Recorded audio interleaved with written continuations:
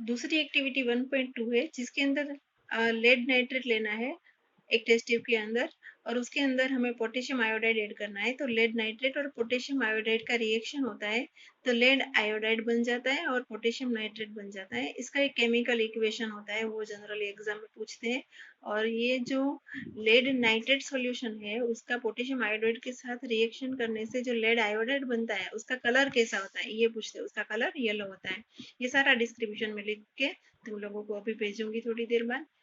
फिर एक्टिविटी 1.3 है, इसमें से भी 1 मार्क का केमिकल इक्वेशन शायद पूछते हैं। इसमें यह है कि जिंक ग्रेन्यूल्स को एक कॉनिकल फ्लास्क के अंदर लेना है। ये कॉनिकल फ्लास्क है, इसके अंदर जिंक ग्रेन्यूल्स लेने हैं और दाने होते हैं रफली ग्रे कलर जैसे होते हैं। इसको अगर इसके अंदर सल्फ्यूरिक एसिड डाला जाए तो क्या होता है, तो जिंक के अंदर सल्फ्यूरिक एसिड डालते हैं तो जिंक सल्फेट बनता है और हाइड्रोजन गैस लिबरेट होता है। बस यही इसमें से एक इक्वेशन पूछ सकते हैं शायद एग्जाम में, तो ये भी मैं तुम लोगों को लिख के इक्वेशन अभी सेंड कर देती हूँ। बाद में केमिकल इक्वेशंस क्या है, तो केमिकल इक्वेशन हम लिखते हैं जनरली तो कैसे लिखते हैं कि जैसे कि हमने एक्टिविटी फर्स्ट में देखा कि मैग्नीशियम था, मैग्नीशियम का ऑक्सीजन के साथ रिएक्शन हुआ तो मैग्नीशियम ऑक्साइड बना। तो जो लेफ्ट साइड होते हैं, जैसे कि ये इक्वेशन है इसके अंदर लेफ्ट साइड है मैग्नीशियम एंड ऑक्सीजन, तो लेफ्ट साइड जो भी एलिमेंट्स होते हैं उसे हम रिएक्टेंट्स कहते हैं, और जो राइट साइड एलिमेंट्स या कंपाउंड्स बनते हैं उसे हम प्रोडक्ट्स कहते हैं। और एरो रिएक्शन केमिकल रिएक्शन को इंडिकेट करता है। तो ये जो इक्वेशन है जिसमें कौन से एलिमेंट यूज हुए और कौन सा प्रोडक्ट बना ये बताता है, तो उसे स्केलेटल केमिकल इक्वेशन कहते हैं।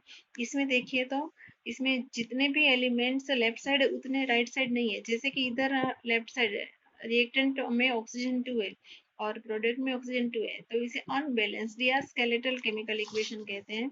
अगर हम बैलेंस करना चाहते हैं तो इसमें जो जितने एलिमेंट्स लेफ्ट साइड है उतने ही राइट साइड होने चाहिए।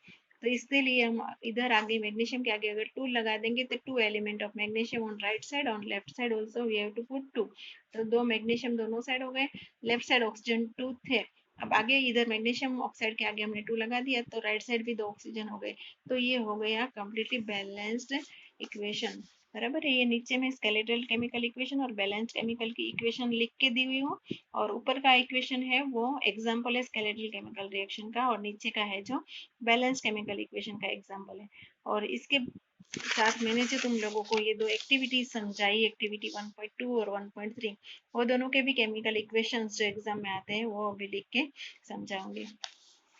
इसके बाद ये इक्वेशन को बैलेंस करना क्यों जरूरी है, तो law of conservation of mass तुम लोग आगे की क्लासेस में पढ़ चुके हो कि law of conservation of mass क्या बताता है कि ये पूरी पृथ्वी के ऊपर कभी भी कोई नई चीज बनती नहीं है ना तो डिस्ट्रॉय होती है, एक फॉर्म में से दूसरे फॉर्म में खाली कन्वर्ट होती रहती है। तो जितनी एक फॉर्म था उसमें से दूसरा फॉर्म हुआ वो मतलब कि बैलेंस होगा, दोनों का मात्रा दोनों का वजन सेम होगा।